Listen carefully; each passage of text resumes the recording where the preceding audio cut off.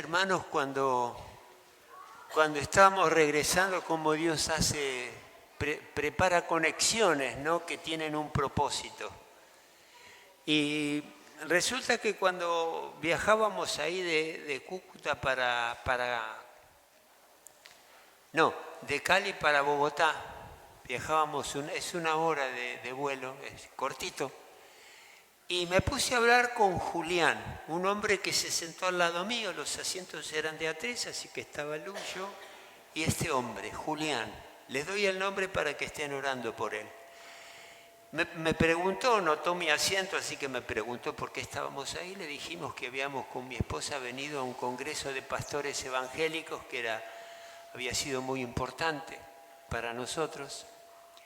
Y lo dejé ahí, nos pusimos a hablar un poquitito más y después me preguntó si los pastores, para ser pastores, tenían que estar casados o no. Esa fue la pregunta de él, fue lo que disparó después la conversación. Bueno, de hecho no, hay pastores que están solteros y otros que estamos casados, como el caso mío. Me preguntó del judaísmo un poco también, pero después empezamos a hablar sobre él. Un hombre muy preparado y qué curiosas las conexiones que Dios hace, porque me empezó a contar que él perdió a su esposa hacía muy poco.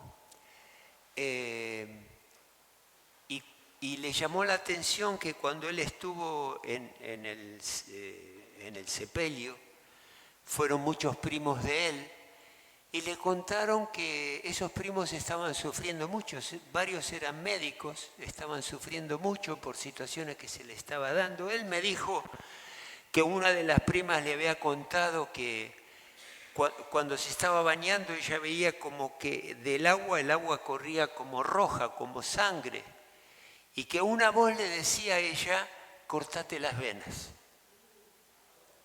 Y yo le digo: ¿cómo así? Me dice: sí, ellos iban a una iglesia hace tiempo atrás, y bastante tiempo atrás, y un día decidieron declararse ateos y empezaron a vivir todos este tipo de dificultades. Yo le digo: mira, Julián, esto tiene solución. Es una pena que una joven médica estaba siendo muy exigida porque estaba estudiando la especialización de neurociencia y quería ser cirujana en esto, y estaba muy exigida, y me contó que le pasaba eso algunas veces cuando se bañaba. Y le digo: mira, Julián, le digo, esto tiene solución y yo sé que la solución es Cristo. Tenemos que hacer algo, no podemos dejar a tu familia así. Y sí, yo si se pudiera hacer algo quisiera hacerlo. Así que quedamos en que nos vamos a empezar a reunir a través del Zoom. Él va a juntar a todos estos primos ateos que están ahí dando vueltas, que necesitan de Dios para empezar a evangelizarlos y por lo menos que vayan a una iglesia ahí en Bogotá. Pero me llamó mucho la atención la conexión. Y saben que cuando por distintos motivos los aviones se retrasaron y teníamos que tomar una conexión con el avión que nos traía para Argentina, y estábamos tardísimos. Y este hombre no sabía, o sea, Julián no sabía. Le digo: mira, estoy un poco tarde, nos vamos. Me dice: yo te acompaño. Entonces nos empezó a acompañar, y como Luz no está caminando rápido porque anda en primera, yo iba en segunda o tercera, y él nos iba abriendo camino, iba preguntando a ver dónde estaba el avión que teníamos que salir, y realmente nos ayudó a poder hacer todo rápido, porque el avión literalmente nos estaba esperando a nosotros, que no llegábamos. Y este hombre nos abrió camino para poder hacer los trámites más rápido. Los trámites no, poder conectarnos con el avión más rápido. Cuando llegué le agradecí, y esas son las conexiones que hacen que el Evangelio llegue donde menos lo esperamos. Y oren por Julián y su familia, porque, bueno, él tenía que hablar con estas personas y poder concretar esa reunión. Así que, en fin, nos venimos con la familia por un lado, que se abrió su corazón de una manera maravillosa. Y esta otra persona que nos ayudó, que también sé que Dios va a hacer que podamos ayudarlos en lo espiritual y en lo emocional. Importantísimo. El Señor también nos dio la oportunidad de ministrar a unos jóvenes ahí en el Congreso de Pastores. Les llamaba la atención que, siendo nosotros ya personas muy maduras, ¿no? Estuviéramos en un congreso donde la idea es expandir, es extender las estacas, trabajar más, trabajar organizado y demás. No sé si fue por lástima o que nos pidieron una pequeña entrevista que hicimos, y fuimos muy bendecidos, muy bendecidos. La semana que viene vamos a tener una reunión de obreros, ¿no? Todos los que tienen alguna actividad, ocupan un cargo en la iglesia, chiquito o grande, nos vamos a reunir porque queremos empezar a compartir cómo nos vamos a estar organizando de lo que hemos aprendido. Así que estén atentos para la semana que viene. Así empezamos un proceso de expansión, de poder crecer y poder llegar a otras personas. ¿Aman a Dios? Qué bueno. Esta inversión fue muy buena y le damos gracias al Señor porque nos dio la posibilidad de hacerlo. Hermanos, quería en esta mañana hablarles sobre un versículo que hace rato que el Señor me viene trayendo a la mente, que cuando empecé a leerlo en sus momentos me trajo mucha alegría, mucha responsabilidad también. Y ese versículo se encuentra en Romanos 8:11. Si lo quieren buscar, está hablando de un tema que es súper importante y realmente extraordinario, que nos pase algo como lo que Romanos 8:11 dice. Dice así el versículo, ya lo tienen ahí, y dice lo siguiente: si el espíritu de aquel que levantó a Jesús de entre los muertos vive en ustedes, el mismo que levantó a Cristo de entre los muertos también dará vida a sus cuerpos mortales. Ahí está hablando de resurrección de los cuerpos mortales. Dará vida a sus cuerpos mortales por medio de su espíritu que vive ¿dónde? Vive en ustedes, en nosotros, en cada uno de nosotros.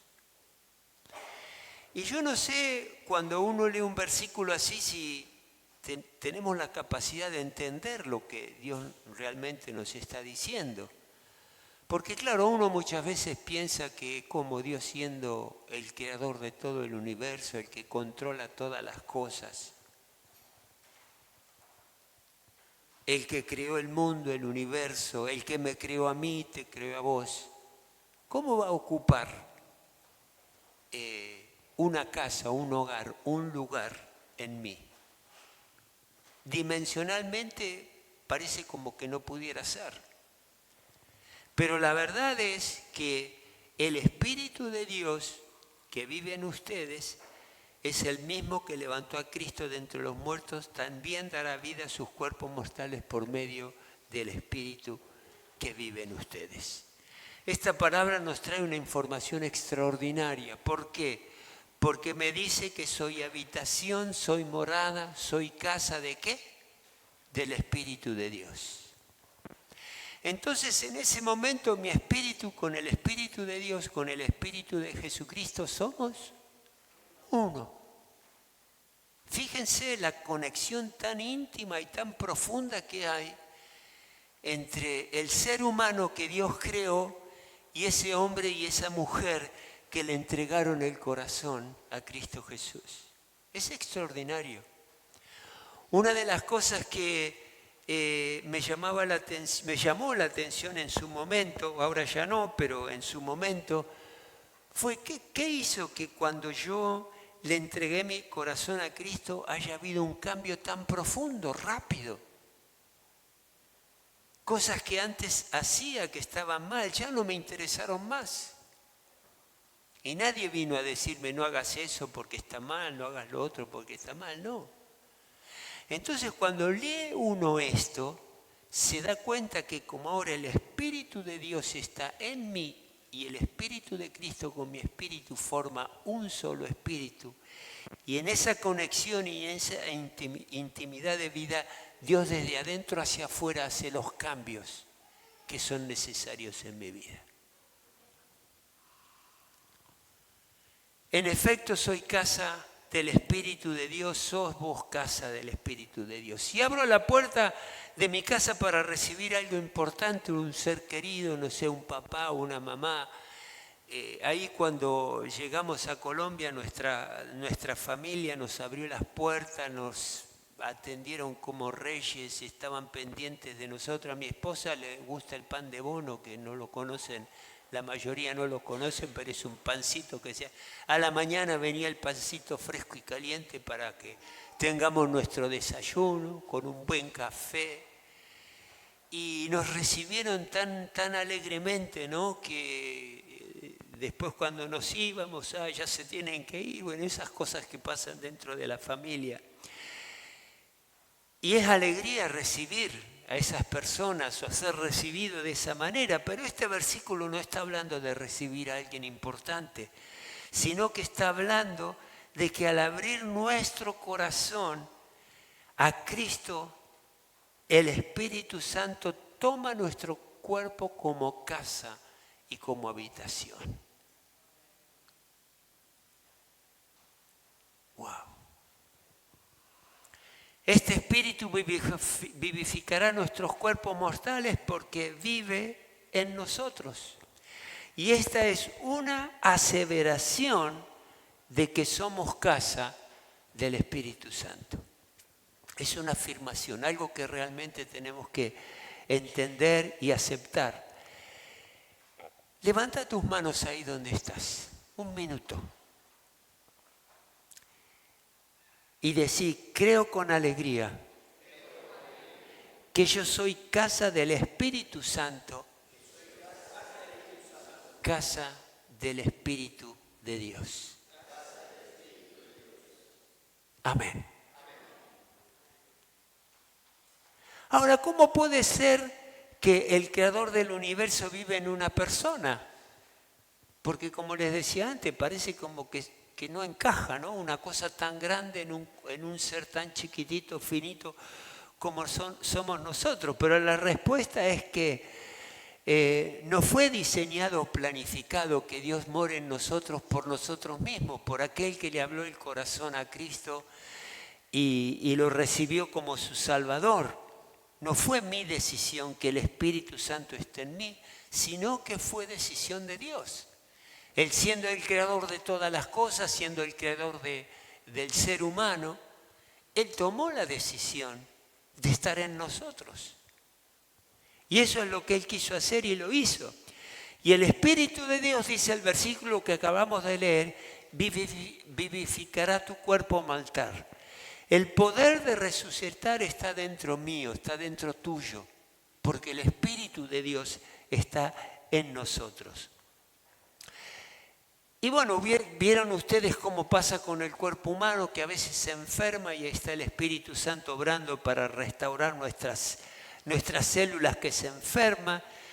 Nuestro cuerpo se envejece y ahí está el Espíritu Santo sosteniendo nuestro cuerpo para que podamos avanzar. Ustedes saben que hace rato que mi esposa y yo oramos para que Dios nos dé lucidez, vigor y lucidez en nuestro cuerpo a medida que pasa el tiempo. Y Él lo está haciendo, lo vivimos así, tenemos fuerza, por eso tuvimos toda la fuerza para hacer semejante viaje y poder recibir palabra de Dios. Pero también el hecho de que el Espíritu Santo esté en nosotros y more en nosotros, también aborda el área de las emociones y trata nuestras emociones para que no suframos de las emociones que muchas veces nos hacen daño.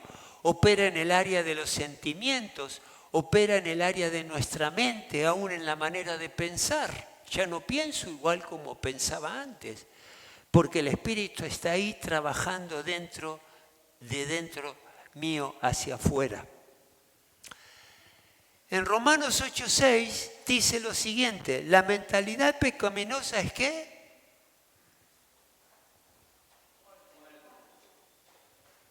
La mentalidad pecaminosa, la mentalidad que piensa hacer el pecado es muerte, mientras que la mentalidad que proviene del Espíritu es de vida y paz.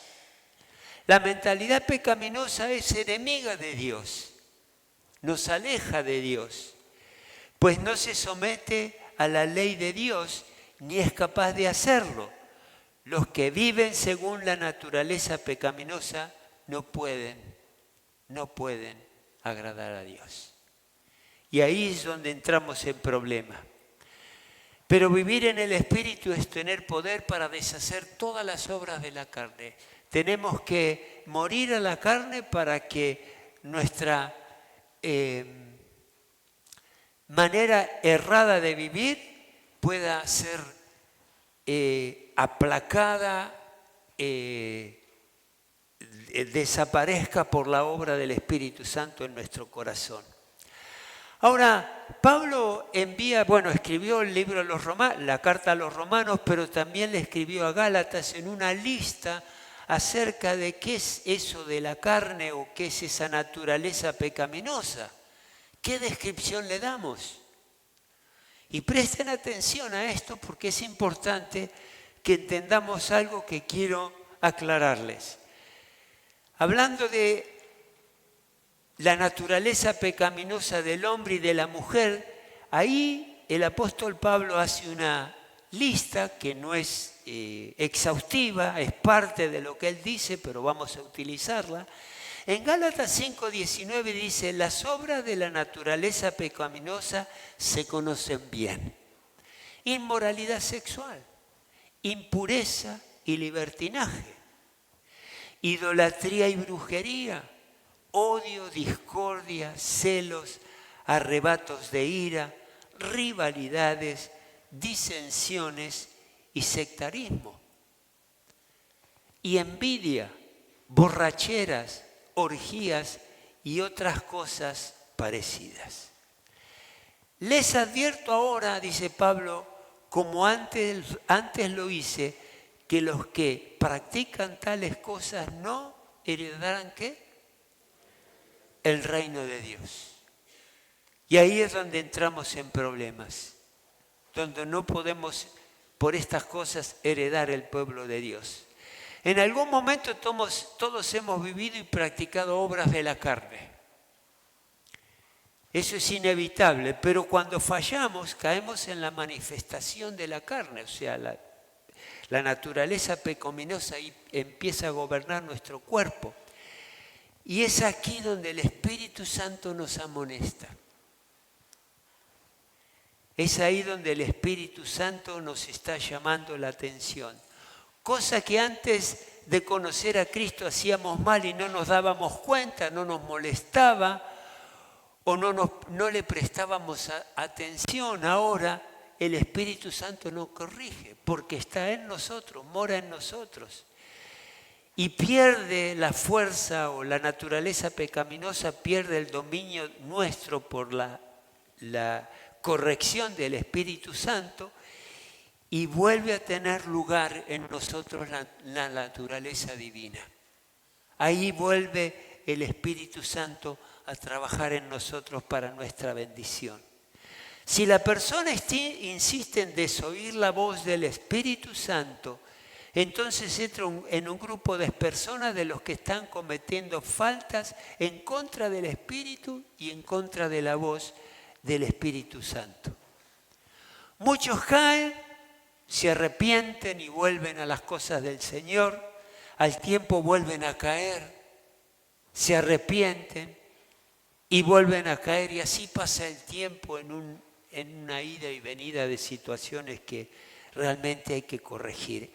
Esta situación de tibieza, esa persona necesita tomar una decisión urgente y de ser nunca más, tomar la decisión de nunca más empezar a dudar de que el Espíritu Santo, que también no me va a ayudar, sino que darle lugar al Espíritu Santo para que realmente lo espiritual se manifieste en nuestras vidas. ¿Les ha pasado eso de idas y venidas?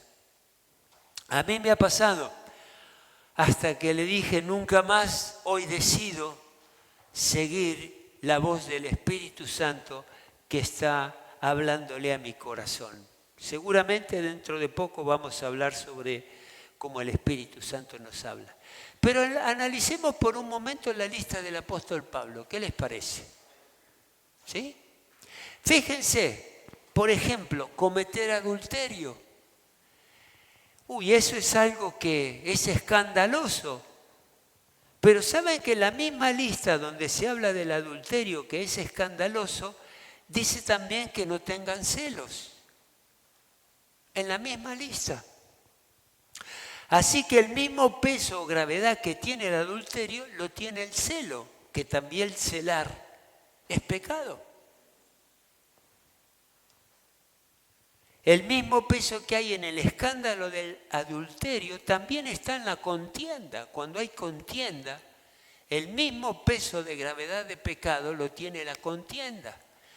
Lo que pasa es que nosotros podemos ver en algunas manifestaciones de la carne como algunas que son muy malas y otras no tanto. El adulterio es gravísimo y por ahí el celo o la contienda no lo es tanto. Pero no es así. Todos estos, actitudes o pecados que están listados acá, todos tienen el mismo peso. Y esto es grave, porque pensamos que por ahí tener una contienda o tener celo no es tan importante, sin embargo para Dios sí lo es. Veamos la hechicería, por ejemplo. La hechicería es horrible, ni pensarlo de cometerla, pero también están las enemistades en esa lista, que tienen el mismo peso que la hechicería. No quiero saber nada con la hechicería, pero soy fácil para enemistarme y aborrezco a otros y me hago aborrecer a mí mismo por mi conducta, y estos están en el mismo paquete. Fíjense, esto no tiene nada que ver con un compromiso social, con un comportamiento social. Bueno, todos se enojan hoy día. Yo me enojo también, no tiene nada que ver con eso, no tiene nada que ver con mi carácter que es débil o mi temperamento que es efusivo y me arrastra el enojo. No, aquí la Biblia me dice que esto es obra ¿de qué? De la carne, de mi naturaleza pecaminosa, que la tengo que someter debajo de la naturaleza del Espíritu Santo. Y fíjense esto, que parecería más grave. En la lista se encuentra el homicidio, ¿no? Y también está la borrachera. Están las dos. Cometer un homicidio es horroroso, es una gravedad enorme y uno no tiene el más mínimo deseo de cometer un hecho así. ¿Quién va a querer matar a alguien? Nadie. Pero la borrachera acompaña esta lista. Y es tan mala como el homicidio. Entonces no debemos caracterizar los pecados como que unos son más graves que otros. Todos estos pecados que están acá en esta lista están en el mismo nivel. Y tenemos que tener cuidado de eso. Y termina esta lista con orgías y cosas semejantes. Si el apóstol Pablo se hubiera quedado con esta lista y nada más, Uno diría, bueno, está bien, tengo la información, veré qué hago. Pero realmente, ¿cómo termina él esta lista? Ahí nos está dando un llamado de atención, una alerta, porque él dice al final del versículo que esto tiene consecuencias. ¿Y cuál es la consecuencia? Bueno, él lo dice, les advierto ahora, como antes lo hice, que los que practican tales cosas no heredarán el reino de Dios. Y yo sí quiero heredar el reino de Dios. Quiero estar con Él y lo queremos todo lo que estamos acá, por eso venimos a este lugar. Entonces, si no llego a heredar el reino de Dios, lo pierdo todo. Por eso, esto no es cuestión de cambiar de religión o cambiar de iglesia o cambiar de país. No, esto es una cuestión que hay que dejar que la casa esté cerrada, las cosas, estas cosas que sabemos que hacen daño a nuestra alma y a nuestro espíritu, y cerrar estas cosas malas porque el dueño es Dios y Él nos va a proteger de todo esto. ¿Amén? Muy bien. Otro punto que les quiero comentar. Debemos ser guiados por el Espíritu Santo. Debemos dejar guiarnos por el Espíritu Santo. Romanos 8:14 dice, porque todos los que son guiados por el Espíritu de Dios son hijos e hijas de Dios. Los que se guían por el Espíritu Santo. Así que si vos te das cuenta que estás atento a lo que el Espíritu Santo te va diciendo, a lo que el Espíritu Santo te va mostrando, querés de corazón atender a lo que ese Espíritu te está diciendo, quédate tranquila que sos hijo y sos hija de Dios. Porque el Espíritu Santo te está guiando. Los hijos e hijas de Dios no son esclavos de Dios. Yo no soy esclavo de Dios, yo soy hijo de Dios. Yo soy la casa de Dios y el temor no tiene lugar en mí. No soy hijo del temor, soy hijo de Dios y no soy esclavo del temor porque Dios mora en mí. Romanos 8:15. Si ustedes no recibieron un espíritu que de nuevo los esclavice al miedo, vuelvo a leer, si ustedes no recibieron un espíritu que de nuevo los esclavice al miedo, sino el espíritu que los adopta como hijos y les permite clamar, ¿qué? Abba Padre. Papito mío, que, como les decía, es el Espíritu Santo de Dios que mora en mí. Siendo Dios el creador de todo, déjate amar por Dios. Déjate amar por Él. Él es nuestro Padre Celestial y quiere que haya una relación de amor, tanto de Dios hacia mí como de mí hacia Él. Y imita y corresponde ese amor hacia Dios. Importantísimo, importantísimo. ¿Saben que está de por medio el libre albedrío? Dios nos dio libre albedrío en su creación. Él tomó la decisión que las decisiones que tomamos nosotros las tomemos con plena libertad. Y en esto Dios es extraordinario porque siendo quien controla todo el universo y siendo el creador tuyo y mío, nos dio libertad para decidir. Esto es muy bueno. Y es cada persona que decide libremente si sigue a Dios o no. Cada cual toma la decisión de qué es lo que quiere hacer. Él si quisiera nos podría obligar a seguirlo, pero no.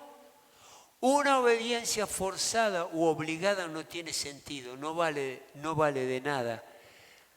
No tiene sentido, pero vale lo que se elige en libertad. Vale lo que se elige en libertad. Fíjense que Dios le dio la libertad a Adán y Eva a decidir qué querían hacer con respecto a lo que Él les había pedido, un único mandamiento que tenían. Y les dio la libertad de decidir. Y Dios como que nos da una chance ahí de ver qué es lo que queremos hacer, en qué queremos creer. Y entonces eso nos da la libertad, pero frente a esto tenemos la ayuda poderosa del Espíritu Santo. Él deja que la persona que tiene sentido, que procese la información, como estás escuchándome ahora, dándote información, tomar decisiones de acuerdo con una opinión formada que tenemos de lo que Dios nos muestra a través de su palabra. Ahora, si no aceptas a Dios que te trata como padre, o sea, lo rechazás, lamentablemente tengo que decirte que lo vas a conocer como juez. Porque nadie se escapa del juicio final de Dios. Si uno rechaza a Dios, no quiere conocerte, lo vas a conocer como juez, y cuando Él esté sentado en el trono como juez ya no te verá como hijo o como hija, sino que te verá como alguien que tiene una causa pendiente con Dios. Y es a través de Jesucristo que resolvemos esto.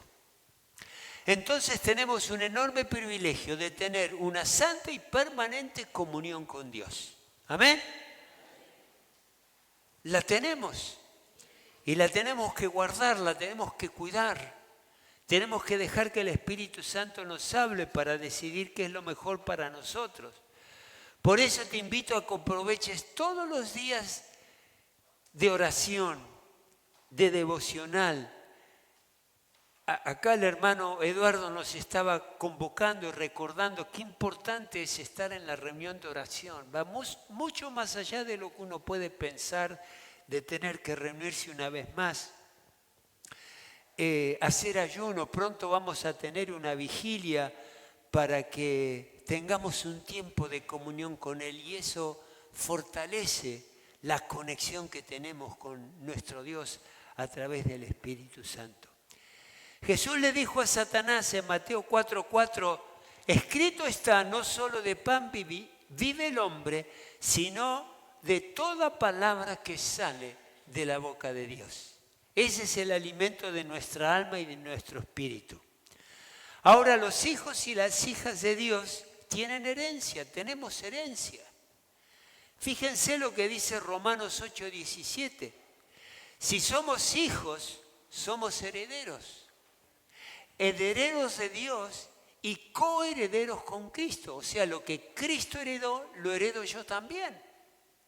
Fíjense qué privilegio. Pues si ahora sufrimos con Él, también tendremos parte con Él en su gloria. Fíjense cómo Dios nos hace parte de todo lo que Dios abarca y de todo lo que Dios es. Es maravilloso. Así que según esta palabra, que es verdad, vos y yo somos herederos directos de Dios y coherederos con Cristo. Y esa herencia que tenemos es la vida eterna, la seguridad de la vida eterna. Así que la herencia que le pertenece a Jesús, por el hecho de que estoy con Él y en Él, yo también me pertenece esa misma herencia. Luego aclara si es que padecemos junto con Cristo. Ahí hay una cláusula, tenemos que padecer junto con Cristo. O sea, si por causa de la fe en Él, de haberlo aceptado como mi Señor y Salvador de mi alma, tengo luchas, tengo rechazos, tengo señalamientos, acusaciones en contra de mi persona o en contra de tu persona, sufro mentiras, escarnios o cualquier otra causa que me hace sufrir, ahí yo estoy sufriendo con Cristo. ¿Por qué? Porque Él pasó todas estas cosas en su vida cuando estuvo sobre la tierra. Y sufro con Él y no abandono la fe. Porque ustedes saben que todas estas cosas que sufrimos en la vida después de haber conocido a Cristo Jesús, atentan con nuestra fe. Satanás va a tratar de utilizar las luchas que tengo o el rechazo, cuando me señalan por ahí en el trabajo o en algún lugar, cuando me acusan de algo o te acusan de algo, Jesús sufrió todo eso. Él lo vivió, sabe lo que se siente en el ser interior. Entonces el hecho de que me permito sufrir con Él y estoy firme en la fe, Él entonces seré juntamente con Él glorificado. Y el Señor me va a honrar junto con el Señor Jesucristo. Hay una herencia en la glorificación. Si el Padre glorifica al Hijo, entonces también nos va a glorificar a cada uno de nosotros. Amén. Y por último, tenemos en Cristo Jesús el poder de la resurrección. Porque el Espíritu de Cristo, como dijimos, habita en nosotros. Y acá quiero comentarles algo interesante. Hoy vamos a tomar la cena del Señor. Ustedes saben, porque lo han leído, cuando nuestro Señor Jesucristo murió en la cruz, José de Arimatea y Nicodemo fueron las dos personas que prepararon el cuerpo de Jesús, lo limpiaron, lo envolvieron con sábanas y luego lo pusieron dentro del sepulcro donde nuestro Señor Jesucristo fue sepultado. Y sabemos que al tercer día vino el poder que hoy está en vos y en mí, el poder que está en vos y en mí, y este poder de la resurrección vino y levantó a Jesús de entre los muertos, y Jesús resucitó. Ustedes saben que todo lo que dice la Biblia tiene sentido, ¿verdad? Tiene un propósito espiritual. Y hay un cuadro bíblico que es importante en la Biblia, que lo escribió el evangelista Juan, en los evangelios de Juan, que él dice que en la resurrección, cuando los discípulos van a ver, Pedro y Juan van a ver el sepulcro, dice que encontraron en el sepulcro las sábanas que envolvían el cuerpo de Jesús en un lugar, pero que el sudario que tenía Jesucristo lo había enrollado, lo había envuelto y lo dejó ahí en el sepulcro, ordenadito. Y claro, uno se pregunta por qué habrá pasado eso, porque en realidad, bueno, por empezar, el hecho de que estén las sábanas que cubrían el cuerpo de Jesús y el sudario quedar ahí, evidentemente es una pauta de que el cuerpo de Jesús no fue robado como se decía en esa época o como algunos todavía creen, porque todos esos elementos que estaban en su cuerpo levantan el cuerpo y se lo llevan, no lo van a estar quitándole lo que tenía puesto. Y Jesús dejó el sudario ordenado en el sepulcro.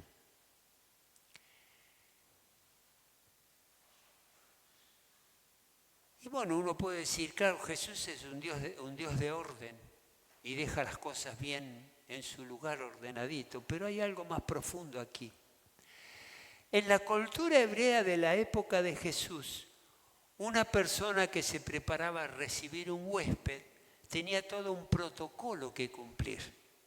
O sea, cuando uno recibía a un huésped, ustedes saben que los que servían en la casa le lavaban los pies a la persona que se recibía en la casa, le indicaban y lo llevaban a la mesa, le servían la comida y junto con la comida le daban una servilleta de paño. ¿No? Ahora usamos mucho la servilleta de papel, una servilleta de paño, dobladita.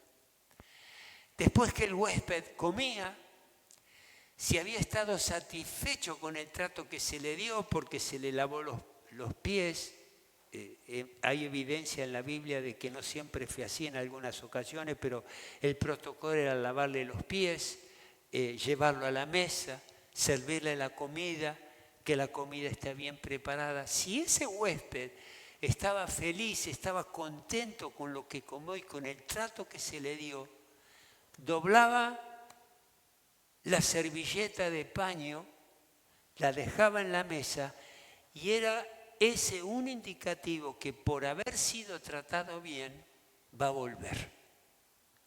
Si la dejaba así todo amontonada, acá no vuelvo más, estaba diciendo. Es así. Era la cultura de esa época. Jesús, cuando ordenó el sudario que tenía, dice que lo enrolló y lo dejó ahí, es un indicativo más de que Él nos está diciendo, voy a volver, porque no he terminado aún. ¿Se dan cuenta de eso? Es un detalle, pero que la palabra nos enseña a través de esto que Jesucristo volverá. Y volverá por cada uno de nosotros. El sudario doblado de Jesús significa que Él volverá pronto basado en la antigua costumbre de los judíos de la época de Jesús. Ahí en Juan 20, 6 y 7 está esto escrito. Si el poder de la resurrección está en vos hoy día y entendiste este mensaje de que el Espíritu Santo está ahí para resucitar todo aquello que necesita un cambio, necesito una renovación, hoy es tu día. Hoy es tu día. Jesús dejó el sudario doblado en la señal que Él volverá y esto nos lo recuerda siempre. Usa el poder de la resurrección que está en vos para triunfar. Porque el Espíritu Santo es el que te da ese poder. Jesús dejó el sudario doblado porque nos enseña que volverá a venir, pero su resurrección nos demuestra que Él triunfó y nosotros también queremos triunfar y vamos a triunfar. ¿Por qué? ¿Y sobre qué vamos a triunfar? Sobre la enfermedad. Pero hay quienes se enferman, sí, pero Dios está ahí para cuidar nuestra salud. Podemos triunfar y tener victoria sobre la pobreza porque el Espíritu de Dios está en nosotros. Triunfar sobre las deudas impagas que muchas veces tenemos y no sabemos cómo abordarlas. Y es el Espíritu Santo que nos va a permitir triunfar en esto. Triunfar sobre el temor que tantas personas sufren. Triunfar sobre la inseguridad, porque el Espíritu Santo es uno conmigo. Triunfar sobre el complejo de inferioridad. Sobre la brujería, si algunos han estado en esas cuestiones. Sobre el ocultismo. Triunfar sobre la mentira. Triunfar sobre el soborno, sobre el engaño, sobre la corrupción. Todo esto, nuestro Dios que está en nosotros, nos permite triunfar y triunfar sobre la naturaleza pecaminosa. No escuché amén, pero bueno. Yo lo creo. Yo lo creo.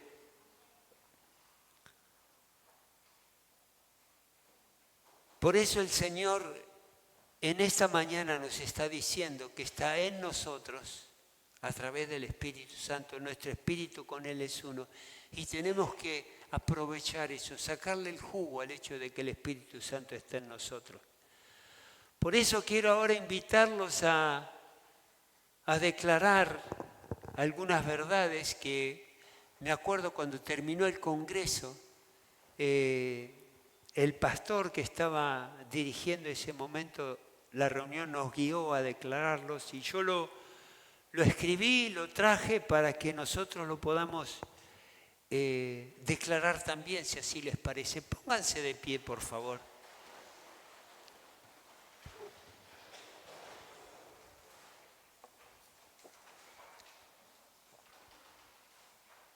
Esto no es mío, ya les digo, es lo que nos invitaron a repetir en el Congreso. Al final, para declararlo con plena libertad, si coincidís con esto, hacelo, si no, no lo hagas, pero pensá lo que vamos a estar diciendo. Te invito a que repitas después de mí. Soy uno con Dios. Estoy de acuerdo con su visión en todo. Vivo en plenitud de obediencia. Nací para ganar y jamás aceptaré la derrota. Hoy nada ni nadie me robará la visión. Veo con los ojos del Espíritu lo que Dios preparó para mí. Seré diligente en cumplir con el sueño de Dios. Hoy no permitiré que nada me distraiga. Viviré cada día conectado con la luz de la revelación divina. Mi corazón está inundado del amor de Dios. Tengo el carácter de Cristo para no desperdiciar las bendiciones, sino que las honraré. Me moveré en plenitud. Me volveré en obediencia, escuchando la voz del Espíritu y obedeciéndolo. Nada me distraerá, porque la hora de mi posesión ha llegado. Mi vida está bajo un pacto de promesa. Por lo tanto, no me dejaré engañar. Cumpliré la palabra de Dios. Todo lo que Él dijo de mí fluirá con poder y gloria, sirviendo, porque te creo, Señor. Creo en el poder que está en mí. Creo en el poder de la resurrección. Hoy es mi día. Esta es mi semana. Este es mi mes. Este es el año en que la gracia y el poder de la resurrección actúan en mi vida. Renuncio a la fuerza de la naturaleza pecaminosa. Renuncio a actuar como una persona que no teme a Dios. Renuncio a actuar como una persona que no ama a Dios. Hoy yo soy casa de Dios. Por lo tanto, Satanás fuera de mi territorio, fuera de mi casa, fuera de mi familia, fuera de mi trabajo, fuera de mis estudios, fuera de mi negocio, fuera de mi nación, en el nombre de Jesús. Todo lo mío pertenece a Dios. Él me lo ha dado para que lo administre con inteligencia. Y Él me lo ha dado para mi bien. Esto lo declaro en el precioso nombre de Jesús. Amén, amén y amén. Gloria a Dios.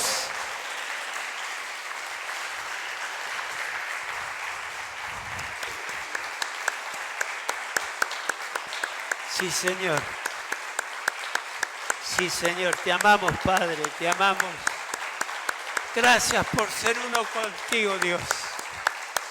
Gracias, Espíritu Santo, por ser uno conmigo. Gracias. Gracias, mi Dios. Gracias, mi Dios. Amén, hermanos. Amén. Pueden tomar asiento. Vamos a prepararnos para tomar la cena.